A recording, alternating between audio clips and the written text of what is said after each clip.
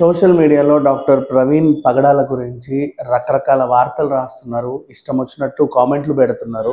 ఒకటి మాత్రం గుర్తుపెట్టుకోండి, పోలీసులు కూడా చాలా సీరియస్ అయ్యారు ఈ అంశం పైన.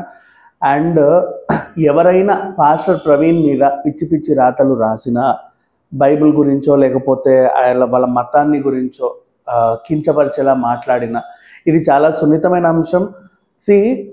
మతం, ప్రాంతం, కులం అనేవి చాలా సెన్సిటివ్ ఇష్యూస్. వీటి గురించి మాట్లాడే హక్కు ఎవరికీ లేదు. మాకు ఆర్టికల్ దాని ప్రకారంగా ఏదైనా వాగే స్వతంత్రం ఉంది అనుకుంటే ఏది పడితే అది మాట్లాడే స్వతంత్రం కూడా ఎవరికీ లేదు. సో బాగా గుర్తుపెట్టుకోండి. కామెంట్లు పెట్టే వాళ్ళైనా సరే, అంటే మీ ఐడియల్ తెలియదనో లేకపోతే ఇంకేదో అనో ఇష్టం ఉన్నట్టు పెడుతున్నారు.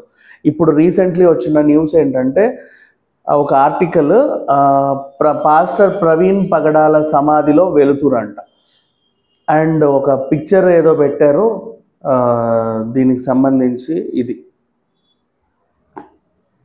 ఇది ఏం లేదు, ఏదో గూగుల్లో డౌన్లోడ్ చేశారు. ఇది ఒక దీపం అంతే.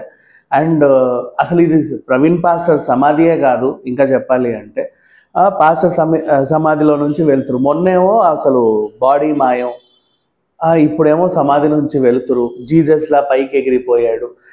కామెడీలు చేయొచ్చు, కానీ దానికంటూ ఒక పరిధి ఉంటుంది. అదొకటి గుర్తుపెట్టుకొని ఏదైనా చేయండి. సోషల్ మీడియా వచ్చింది కదా, మనం ఇష్టం ఉన్నట్టు మాట్లాడవచ్చు అని ఏది పడుతుంది మాట్లాడితే మాత్రం కుదరదు.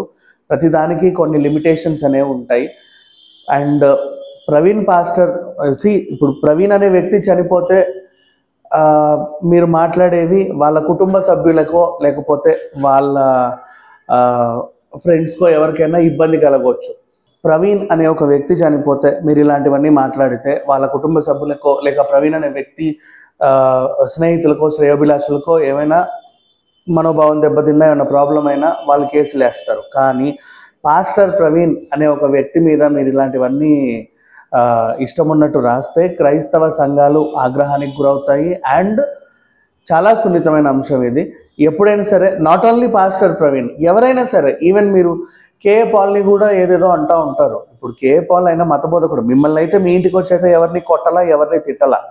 ఆయన పనేదో ఆయన చేసుకుంటూ పోతున్నాడు. నాట్ ఓన్లీ ఈ పాస్టరే కాదు, ఇంకొంతమంది కూడా ఏం చేస్తారు అంటే, చర్చిలో జరిగే కొన్ని అంటే అవి కామన్, చాలా సోషల్ మీడియాలో రన్ అవుతూనే ఉంటాయి. అక్కడ వాళ్ళ ఆనందం వాళ్ళు పొందుతారు. దాన్ని ట్రోల్ చేసి మీ ఆనందం మీరు పొందకండి. ఒకటి మాత్రం బాగా గుర్తుపెట్టుకోండి, ఎవరైనా సరే ఒక ప్రముఖ వ్యక్తులు చనిపోయారు అంటే వాళ్ళు కూడా మనుషులే, వాళ్ళకి కుటుంబ సభ్యులు ఉంటారు. వాళ్ళు ఎంతగా ఫీల్ అవుతారో అదొకటి మాత్రం గుర్తుపెట్టుకోండి. మనం ఏదైనా మాట్లాడే ముందు, రాసే ముందు దేని గురించి రాస్తున్నాం, దేని గురించి కామెంట్ చేస్తున్నాం, ఇలా నేను కామెంట్ చేయడం వల్ల ఎవరికి ఇబ్బంది కలుగుద్ది అనేది గుర్తుపెట్టుకోండి. Thank you so much.